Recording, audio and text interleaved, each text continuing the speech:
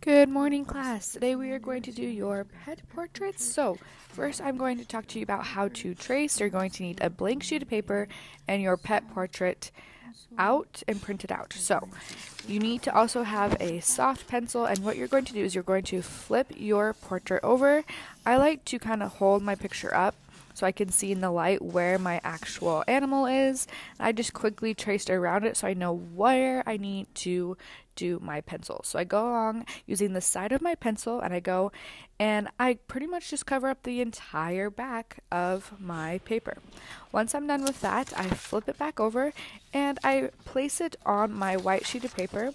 Keep in mind that you want to place this so that you have a good finished product. It can be either in the middle or maybe you use the rule of thirds. So I tape that down and then I go back in and I trace over my entire picture. When you are tracing over your entire picture, make sure that you use a decent amount of pressure so that you really get your pencil marks will transfer onto your blank page. Also, the more detailing you get, the better and easier your picture will turn out. So it will be a lot easier if you get all of the little details now rather than trying to draw them in freehand afterwards.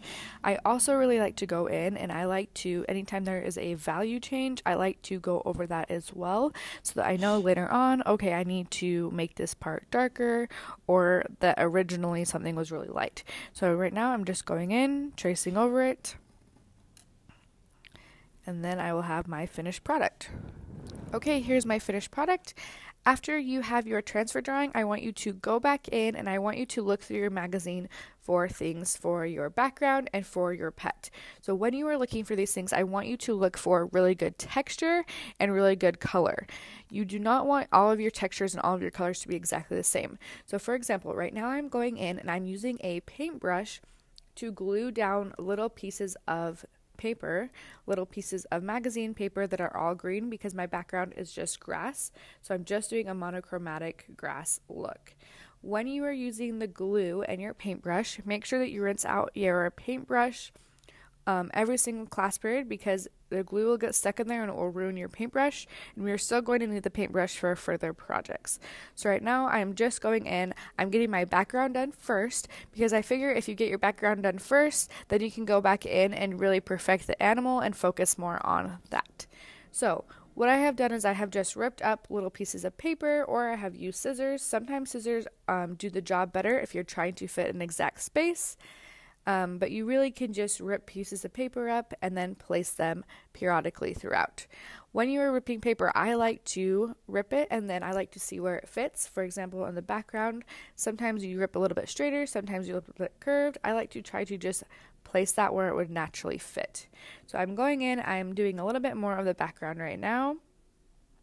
I've also done a little bit of the black in my pet portrait. For example, you just saw me cut something, that's totally fine. You can mix and match between cutting and ripping. Okay, let's talk a little bit more about the glue while I'm doing the pink on my dog's nose. So with the glue, you only need a tiny bit amount to actually put the paper onto the page. So in this case, I'm using a paintbrush. If you do not have a paintbrush, you can just dip your hand in a little bit of glue and put it onto your cutout and then put it on your page. When I am done with the area or when I'm kind of moving along with the area, what I like to do is I like to go back with the glue and kind of paint over it a little bit to solidify it and make sure it's really stuck on the page. You do not need a ton of glue initially. If you do use a lot of glue, it will kind of get a little bit too messy and sloppy and you don't want that. So use your glue sparingly and then at the end you can always add more glue. Okay, in this video, it's a little bit hard to tell, but the whole time while I am creating my collage, I have my pet portrait reference next to me. You want to have this next to you so that you could really clearly see all the detailing that you're supposed to have. You have your original transfer on there to kind of help guide you where to put your paper, but you also want to have your pet portrait next to you so you can really get the exactness of your pet. So you want to really try to match the value in this. For example, when I did the ears, there are some kind of shadows inside of his ears, and I try to kind of mimic that with my paper as well. Now I am going in with some black paper and I'm going around his eyes. So let's talk a little bit about when you are finished.